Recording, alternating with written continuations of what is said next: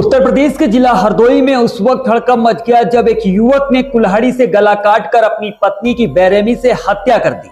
इतना ही नहीं, उसने अपनी बेटी पर भी कुल्हाड़ी से हमला कर दिया और उसको घायल कर दिया। पति पत्नी के बीच हुए विवाद ने खौफनाक रूप ले लिया और युवक ने अचानक पत्नी और बेटी की गर्दन पर वार कर दिया। हमले के बाद घर की दीवारें खून से लाल हो गई।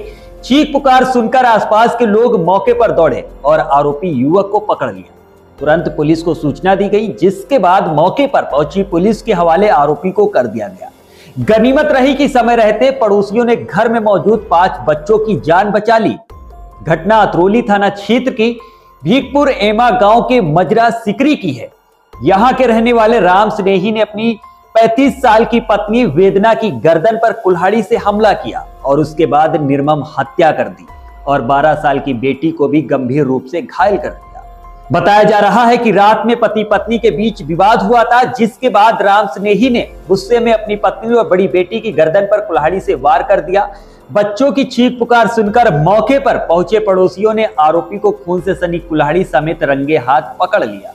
हत्या की इस वारदात से पूरे गांव में सनसनी फैल गई। ग्रामीणों ने घटना की सूचना पुलिस को दी और आरोपी राम स्नेही को मौके पर पुलिस ने दबोच लिया। गंभीर रूप से घायल रेशमा को अस्पताल में भर्ती कराया गया, जहां से मेडिकल कॉलेज उसको रेफर कर दिया। इसके बाद वहां भी उसकी हालत नाजुक बनी रही, जिसके बाद उसको लखनऊ ट्रामा सेंटर भेजा गया। बताया जा रहा है कि राम स्नेही शराब का आदी था और मजदूरी कर अपने परिवार का भरण पोषण करता था। करीब 13 साल पहले उसने बिहार निवासी वेदना से शादी की थी। परिवार में 3 बेटियां और 2 बेटे हैं। पति पत्नी के बीच अक्सर कहासुनी होती रहती थी। बीती रात भी किसी बात को लेकर विवाद हुआ, जिसके बाद राम स्नेही ने कुल्हाड़ी से पत्नी वेदना की गर्दन पर वार कर दिया। हमले में वेदना की मौके पर ही दर्दनाक मौत हो गई।